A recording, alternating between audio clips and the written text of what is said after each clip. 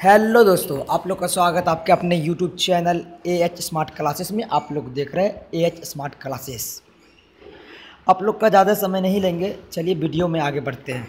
आज का वीडियो हो गया ग्रामर से जुड़ा वीडियो। जो भी स्टूडेंट को ग्रामर पढ़ना है तो मेरा चैनल सब्सक्राइब कर लीजिए। यहाँ पे हम पॉइंट बाय पॉइंट या टॉपिक बाय टॉपिक पढ़ाते हैं। आज का टॉपिक हो गया समास। समास से हर साल एक दो ऑब्जेक्टिव पूछता है। अब चलिए देखते हैं किस तरह का ऑब्जेक्टिव पूछता है। पहले जानेंगे समास की परिभाषा। अब समास की परिभाषा क्या वो जान लेंगे हम लोग अच्छी तरह से। समझ में आ गया? देखिए समास की परिभाषा क्या है। दो या दो से अधिक पद जब अपने विभक्ति चिन्ह या अन्य शब्द को छोड़कर एक पद हो जाए तब उसे समास कहते हैं। क्या कहते हैं? समास। समास का परिभाषा फिर से देख लीजिए। समास कहते किसको? दो या दो से अधिक पद जब अपने विभक्ति चिन्ह या अन्य शब्द को छोड़कर एक पद हो जाए तब उसे समास कहते हैं। अब जैसे अब इस समास की परिभाषा में क्या क्या क्या बीच में प्रयोग हो गया? विभक्ति चिन्ह। अब विभक्ति चिन्ह होता क्या इसके बारे में जानेंगे, और अन्य शब्द क्या होता है। समझ में आ गया? विभक्ति चिन्ह। अब देखिए एक एग्जाम्पल से समझेंगे कि विभक्ति चिन्ह होता क्या। देखिए एग्जाम्पल, देखिए एग्जाम्पल दिया हुआ राजा की कन्या। ये एग्जाम्पल गौर से देखिए। राजा की कन्या, राजा की कन्या। देखिए ये बीच में जो दिया हुआ राजा की, ये हो गया विभक्ति चिन्ह। विभक्ति चिन्ह का मतलब का, के, की जो होगा वो विभक्ति चिन्ह होगा। समझ में आ गया? अब देखिए राजा की कन्या लिखा हुआ। अब इसको हम समास के रूप में कैसे लिखेंगे? राजा की कन्या का मतलब हो गया राजकन्या। समझ में आ गया? इसमें की विभक्ति चिन्ह हम पहले बता दिए। ये जो जो दो पद के बीच में जो आएगा का, के, की, ये हो गया विभक्ति चिन्ह। समझ में आ गया? एक और एग्जाम्पल देखते हैं, भाई और बहन। इसमें अगर पूछ देगा विभक्ति चिन्ह, तो यहाँ विभक्ति चिन्ह का, के, की तो नहीं है। यहाँ पे विभक्ति चिन्ह का, के, की नहीं है। ये कौन सा चिन्ह हो गया? अन्य शब्द। समझ में आ गया? परिभाषा में बता दिए तो विभक्ति चिन्ह या अन्य चिन्ह को छोड़कर एक नया पद बनता है। तो यहाँ पे विभक्ति चिन्ह या अन्य चिन्ह को छोड़कर एक शब्द बना। क्या बना? भाई बहन। समझ में आ गया? यहाँ पे क्या बना था? राजा की कन्या का राजकन्या। समझ में आ गया? तो एग्जाम्पल में पूछ देगा समास का एग्जाम्पल दीजिए। तो समास का एग्जाम्पल पूछेगा राजा की कन्या और राजकन्या, इन दोनों में से समास कौन है? क्या बोलेंगे? राजकन्या। ये हो गया समास। ये भी समास है मगर यह विग्रह समास था। विग्रह समास क्या होता है आगे देखेंगे। समझ में आ गया परिभाषा? अब देखिए विग्रह समास क्या होता है, या एग्जाम में पूछ देगा समास को विग्रह कीजिए तो करना आना चाहिए। देखिए ये हो गया समास। ये क्या हो गया? समास। राजमहल हो गया समास, इसका विग्रह करना है। राजा का महल, वहाँ पे क्या था? राजकन्या, उसका विग्रह करेंगे। राजा की कन्या, तो समास विग्रह हो गया। समझ में आ गया? भाई बहन, उसका समास विग्रह करेंगे तो भाई और बहन। पाप पुण्य, इसका विग्रह करेंगे तो पाप और पुण्य। समझ में आ गया? चलिए आगे चलते हैं। समास के 6 भेद होते हैं। समास के कितने भेद होते हैं आप लोग नोट्स करते चलिए। ऑब्जेक्टिव के लिए समास के कुल 6 भेद होते हैं। अब 6 भेद कौन कौन से होते हैं उसके बारे में जानेंगे। पहला हो गया तत्पुरुष समास, दूसरा क्रमधारय समास, तीसरा बहुब्रीहि समास, चौथा अव्ययी भाव समास, पांचवा द्वंद्व समास, छठा द्विगु समास। देखिए अब तत्पुरुष समास पढ़ने से पहले हम बता देते हैं, अगर आप लोग मेरे चैनल और पहली बार है तो चैनल को सब्सक्राइब कर ले, क्योंकि आप लोग के पास नोटिफिकेशन पहुंच जाएगा। समझ में आ गया? चलिए तत्पुरुष का परिभाषा देखते हैं। तत्पुरुष समास कहते किसको? जिस समास में अंतिम शब्द प्रधान हो उसे तत्पुरुष समास कहते हैं। इसका परिभाषा याद करने में किसी को कोई दिक्कत नहीं होगा। परिभाषा सॉलिड परिभाषा हो गया। जिस समास में अंतिम शब्द प्रधान हो, समझ में आ गया, उसे क्या कहते हैं? तत्पुरुष समास। क्लियर? देखिए एग्जाम्पल देखते तत्पुरुष समास का, समझेंगे कैसे एग्जाम्पल से कि ये तत्पुरुष समास है। समझ में आ गया? एग्जाम्पल देखते तत्पुरुष समास का, यही एग्जाम्पल तत्पुरुष समास का।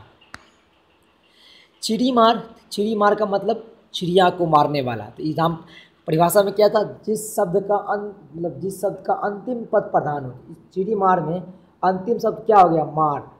मार देखिए, मार ये हो गया, ये अंतिम शब्द प्रधान हो गया। चिड़ी मार, गोली मार, डंडा मार, सब में अंतिम में क्या लग रहा, मार, ये अंतिम पद प्रधान हो गया। दूसरा एग्जाम्पल देखेंगे, जलधर, इसमें भी अंतिम पद प्रधान है, धर।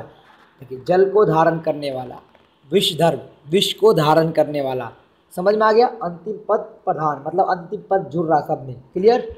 और एक और एग्जाम्पल देखते हैं, सर तोड़, इसमें देखिए तोड़ हो गया प्रधान, अंतिम शब्द तोड़ हो गया, तोड़ प्रधान हो गया। सर तोड़, सर को तोड़ने वाला। समझ में आ गया। चलिए आगे चलते हैं। इसके बाद क्रमधारीय समास। क्रमधारीय समास देखिए, इसका परिभाषा क्या आप लोग देखते चलिए।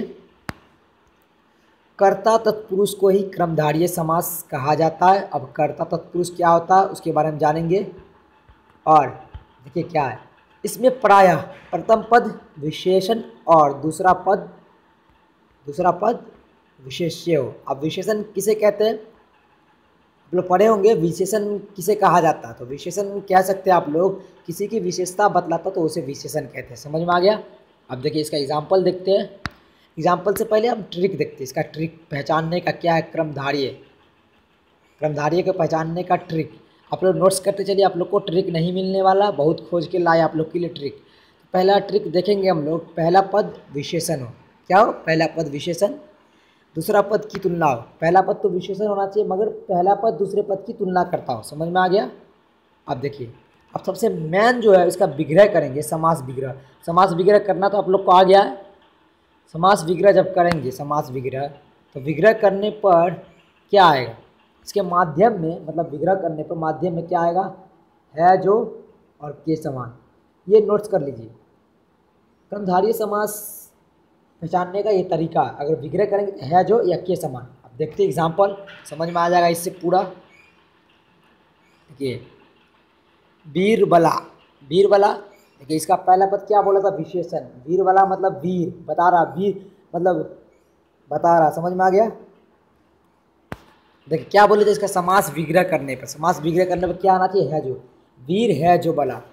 नील कमल, नीला है जो कमल। बोल रहे थे है जो होना चाहिए, है जो होना चाहिए। समझ में आ गया। आप लोग नोट्स कर लीजिए, या के समान होना चाहिए। महावीर, महान है जो वीर। देखिए वीर बता रहा, महान, महान बता रहा किसका, वीर का। महान है जो वीर। फिर इसके बीच में क्या आया, आप लोग ट्रिक से अगर याद कीजिएगा आप लोग को तुरंत याद हो जाएगा, है जो। समझ में आ गया। चलिए आगे चलते हैं। अगर किसी को कोई दिक्कत आप लोग कमेंट कीजिए, उसको अच्छी तरह से पढ़ाएंगे अगले वीडियो में। समास विग्रह करने सबको आ गया। चलिए अब बहुव्रीहि समास। बहुव्रीहि समास क्या होता है इसके बारे में जानेंगे। पहले इसके परिभाषा जान लेंगे हम लोग। इसमें कोई भी पद प्रधान नहीं होता। देखिए ये सबसे आसान परिभाषा हो गया। बहुव्रीहि समास में कोई भी पद प्रधान नहीं होता। अब क्या होता है वो देखेंगे। बल्कि समस्त पदों से किसी अन्य शब्द का बोध हो। देखिए इसमें कह रहा है कि कोई भी पद प्रधान नहीं होता, लेकिन या बल्कि जो भी पद दिया रहेगा उससे किसी तीसरे पद की ओर इशारा किया जाता है। अब इसका ट्रिक जानेंगे। ट्रिक क्या, पहले ट्रिक देखेंगे उसके बाद एग्जाम्पल देखेंगे। ट्रिक देखते हैं। ट्रिक नंबर 1 क्या है, इसका विग्रह करने पर तीसरा पद अर्थ निकलता है। हम पहले बता दिए समास विग्रह सबको आना चाहिए। समास विग्रह बता दिया है। समास विग्रह करने पर तीसरे पद का अर्थ निकलता है। समझ में आ गया। आप लोग नोट्स करते चलिए, ट्रिक नहीं मिलने वाला आप लोगों को। चलिए एग्जाम्पल की ओर देखते हैं। फर्स्ट एग्जाम्पल क्या देखते हैं, लंबोदर। लंबोदर है, लंबोदर का अर्थ क्या होता है, गणेश। मगर इसका पहले समास विग्रह कर लेंगे। समास विग्रह करने आना चाहिए सबको। समास विग्रह करेंगे लंबोदर का।